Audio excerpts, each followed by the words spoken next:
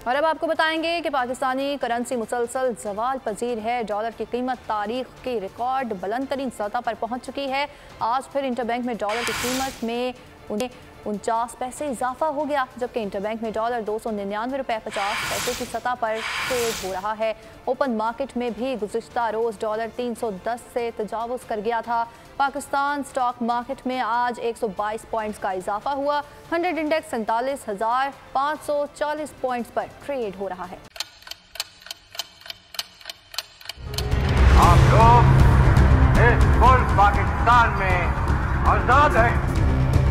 सहाफती उसूलों पर कारबंद बोल न्यूज ने रखी रिवायत बरकरार। बोल न्यूज की जानिब से देखने वालों को यौम आजादी की बेहद मुबारकबाद। मुल्क भर से जश्न आजादी की तकरीबात बोल ने दिखाई अपनी स्क्रीन पर।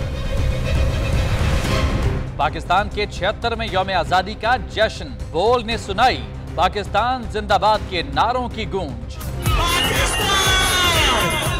बोल की सबसे बड़ी ट्रांसमिशन में पाकिस्तान का नाम रोशन करने वालों ने दिए कौम को पैगामात। बेपनाह मुश्किलात का सामना करके इस मुल्क को हासिल किया। आज़ाद कौमों को बहुत सी कुर्बानियाँ देनी पड़ती हैं। 76 वालियों में आज़ादी का दिन जोश खरोश के साथ मनाया, क्योंकि जिंदाबाद पाकिस्तान ये है बोल की पहचान।